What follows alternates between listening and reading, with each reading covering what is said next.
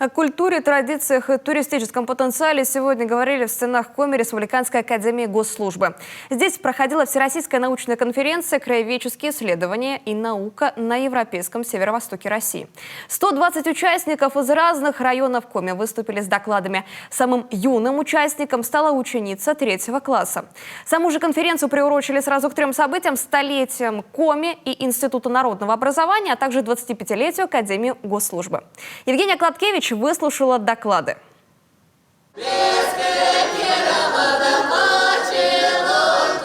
Коми-фольклора на конференции особое внимание. Традиционные песни и танцы прямо с порога. Десятки выступлений посвящены деятелям культуры Коми. Например, одна из участниц, Надежда Митюшева, краевед с 48-летним стажем, рассказывает об Александре Осипове, легендарном коми-композиторе. Автор сотен песен на родном языке. Его не стало в 73-м. О жизни и творческом пути Осипова известно немало, однако почти ничего, утверждает автор доклада, не рассказано о деятельности в годы войны. О своем участии в войне он не оставил ни слова. И после его смерти никто из друзей, исследователей ничего не дополнил о его фронтовой биографии. Александр Георгиевич Осипов определил пути развития коми-национальной культуры лучше всех и больше всех. И это забота о продвижении коми-искусства, коми-песни, подлинной коми-национальной культуры. Это была одна из его главных забот.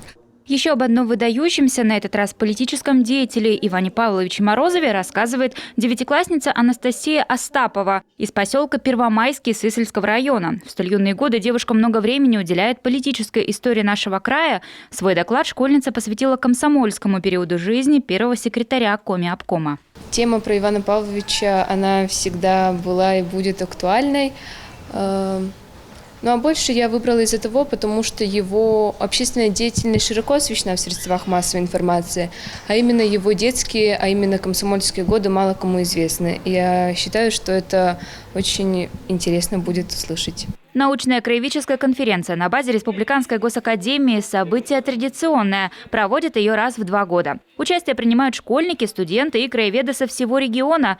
В этот раз, кроме традиционных секций о культуре и географии коми-народа, на конференции работает еще и туристическая. Одна из ее участниц, Ольга Березовская, рассказывает о 2 новых маршрутах в Коми, открытых в этом году – к горе Народная и к перевалу Дятлова. Первый, отмечает в докладе Ольга, много проще. К вершине Народной туристы будут добираться на 3 колах. А вот чтобы попасть к тому самому перевалу, путешественникам придется потрудиться. Сначала 20 километров пешком, затем 180 километров на лодках. Новые маршруты планируется запустить в середине лета. Республика Коми – уникальная республика. Здесь есть что посмотреть.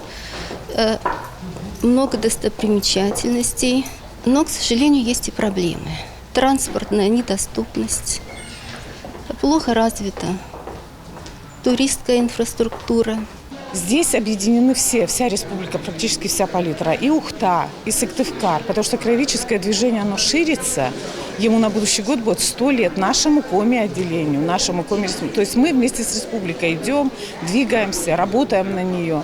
И это очень хорошо, когда люди в свободное от работы время, от огорода, от семейных проблем, всяческих неурядиц находят время, чтобы найти своего родственника, создать свою родословню, написать историю села. Это так здорово. В программе конференции более 100 докладов. От этапа подачи заявки до выступления на сцене дошло 120 человек. Для школьников такой проект особенно важен. Участие в нем дает возможность получить дополнительные баллы при поступлении в вузы республики. Нам очень важно, чтобы и школьники, и студенты занимались исследовательской работой. Действительно, у нас даже самые младшие школьники уже знают, что такое проект, как приступить к исследованию. У нас есть очень хорошие результаты, и в том числе по краеведению, по изучению языка, культуры, традиций, истории Республики Коми.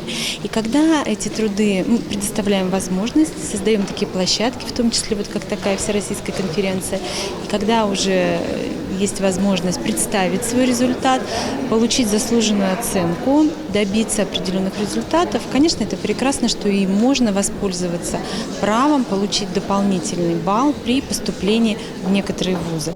Что касается докладчиков постарше, краеведов и сотрудников научных учреждений, лучшие работы старшего звена будут изданы в отдельных монографиях. Впрочем, первостепенной оказывается отнюдь не личная, а общая задача – расширить своими исследованиями историю о родном крае. В этом году региону исполняется 100 лет, и, по словам коми-краеведов, еще очень многое не изучено. Евгения Кладкевич, Олег Жуковский, телеканал Юрган, Сыктывкар.